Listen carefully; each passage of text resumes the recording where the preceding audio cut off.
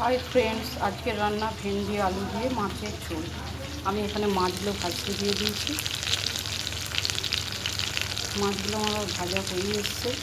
আমি এখানে আদা লঙ্কা আর জিরে বেটে নেব। আমি ভেন্ডি কেটে নিয়েছি, আলু ডুমো ডুমো করে কেটে নিয়েছি বড় বড় একটু।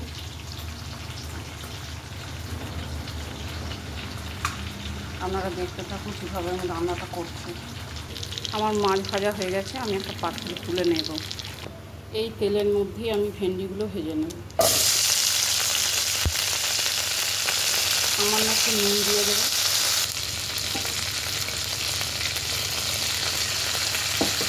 একটু লাল লাল করে ভেজে নেব।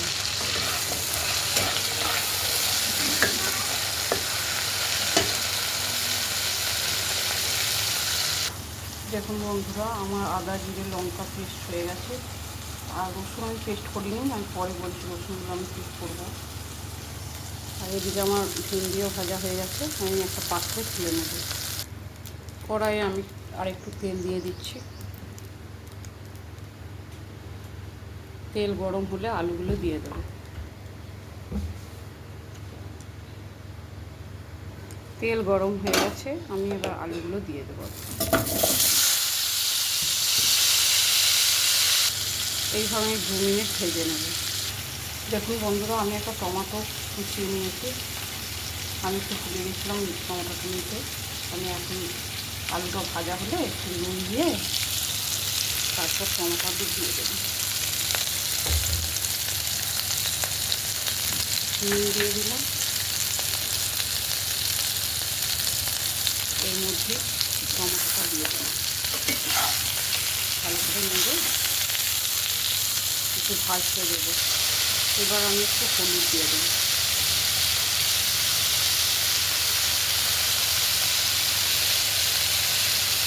এর মধ্যে আমি মশলাটা দিয়ে দেবো। দিয়ে ভালো করে নাড়াচাড়া করে নেব। যতক্ষণ না মশলা কাঁচা গন্ধ চলে যায় ততক্ষণ আমি এটাকে করতে থাকবো। দেখুন বন্ধুরা, আমার আলু কষা হয়ে গেছে, আমি একটু জল দিয়ে দেবো। যেহেতু ঝোল হবে জলটা একটু বেশি লাগবে। এবার নামিয়ে দেবো, মশলাটা যাতে জলের মধ্যে মিক্সড হয়ে যায়।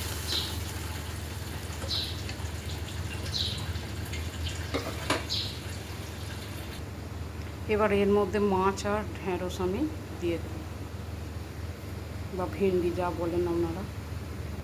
দেখুন বন্ধুরা, আমি মাছ আর ভেন্ডি দিয়ে দিয়েছি ঝোলের মধ্যে।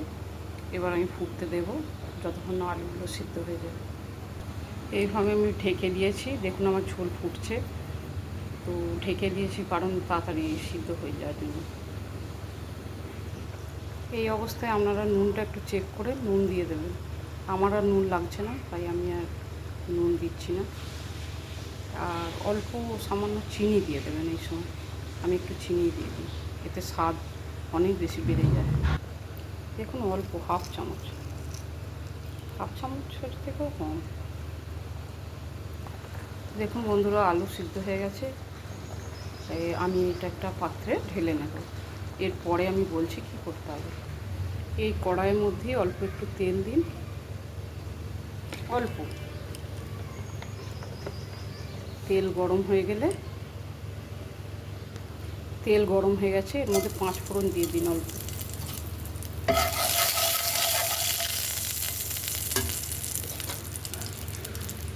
পাঁচ ফোড়নগুলো একটু ভাজা ভাজা হয়ে গেলে, 5 ফোড়ন থেকে সুন্দর গন্ধ বেরিয়ে আসছে। এই সময় আমি একটু রসুনটা থেঁতো করে রেখেছিলাম, রসুনটা দিয়ে দেবো।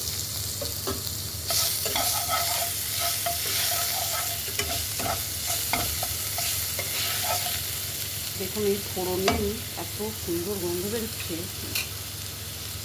গোটা ঘর ভরে গেছে। দেখুন রসুনটা ভাজা ভাজা হয়ে গেছে, এর মধ্যে আমি ঝোলটা ঢেলে দেবো।